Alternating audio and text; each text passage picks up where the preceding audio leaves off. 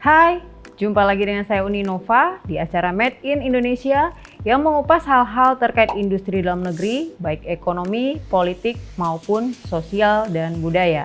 Industri dalam negeri kita memiliki sejarah panjang, semenjak zaman penjajahan, Orde Lama, Orde Baru, hingga era reformasi sampai saat ini.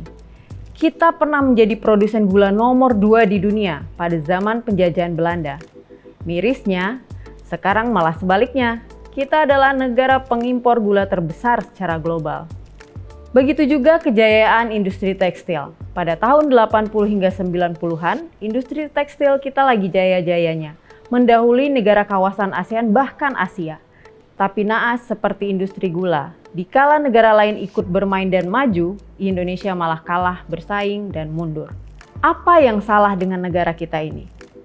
Salah satunya adalah kurangnya konsistensi dan tingginya ego pemimpin, sehingga keberlanjutan sering berakhir dengan kehancuran. Permainan politik negara kita seringnya destruktif. Dari masa ke masa yang terjadi adalah persaingan untuk kepentingan masing-masing dan golongan, lalu masyarakat menjadi korban. Kali ini, Kabinet Gemuk pemerintah terpilih Prabowo Gibran mengindikasikan kita akan mengalami hal yang sama, penurunan kualitas kehidupan akibat permainan politik yang destruktif.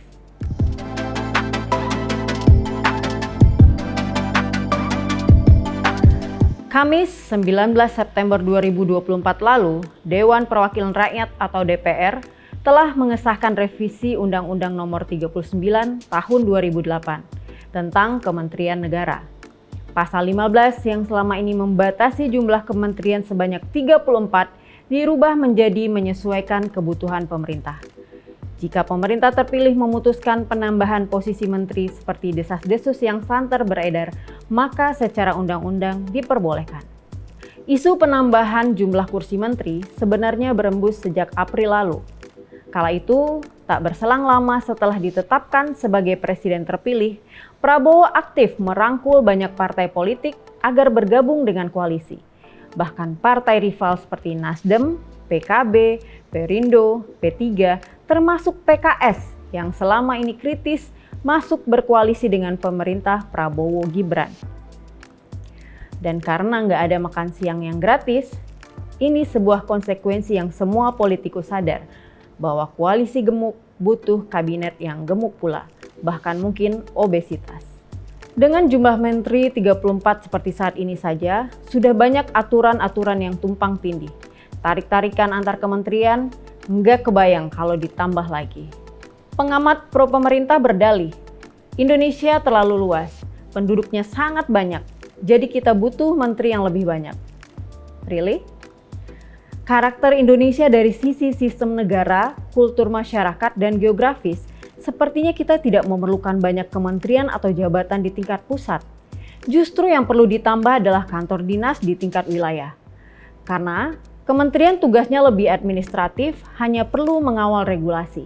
Sementara beban pelaksanaan yang lebih tinggi dari administratif berada pada kedinasan di wilayah. Adanya penambahan pos kementerian tentu berimplikasi besar terhadap kehidupan bernegara. Yang jelas saja, anggaran untuk membiayai pemerintah meningkat, padahal kondisi masyarakat sedang sulit. Belum lagi bongkar pasang kementerian, pasti mengganggu jalannya pemerintahan. Belajar dari pemisahan dan peleburan ulang Kementerian Pendidikan, Kebudayaan, Riset dan Teknologi, perubahan nomenklatur menyebabkan kementerian tersebut menghabiskan waktu setidaknya 2 tahun hanya untuk mengkonsolidasikan struktur organisasi dan mengisi jabatan. Hal yang sudah pasti adalah ketika fungsi pelayanan publik kementerian baru belum optimal, anggaran negara lebih dulu menggelembung. Belanja negara akan bertambah, tidak hanya untuk gaji dan dana operasional menteri baru, tapi juga untuk membayar staf ahli, pejabat eselon, ajudan, dan fasilitas perkantoran. Rencana pembentukan Kabinet Gemuk Prabowo bukan hanya membuat pemerintah baru nanti tidak efektif, melainkan juga tidak efisien.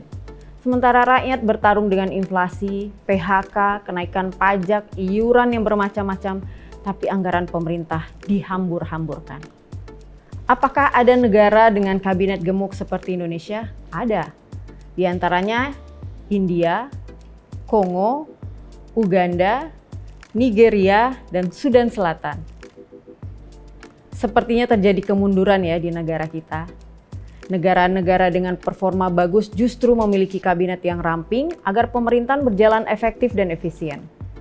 Coba kita bandingkan dengan negara yang memiliki populasi tinggi juga deh, misalnya Brazil. Jumlah menterinya cuma 23, termasuk kantor setingkat kementerian. Atau kita bandingkan dengan Cina, cuma punya 26 menteri. Bahkan Amerika Serikat, negara seluas dan sekompleks itu kegiatan pemerintahnya sebagai negara adidaya, cuma punya 15 departemen eksekutif yang setara menteri. Lalu bagaimana nasib industri dalam negeri?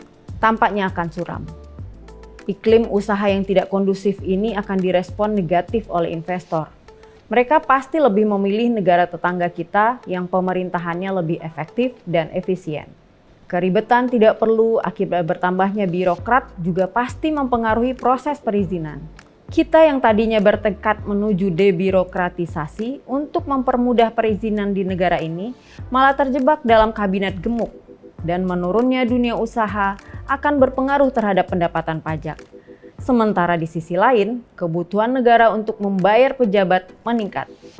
Siapa yang menutupi kebutuhan tersebut? Ya kalau nggak rakyat dipungut pajak tambahan atau iuran macam-macam, ya utang.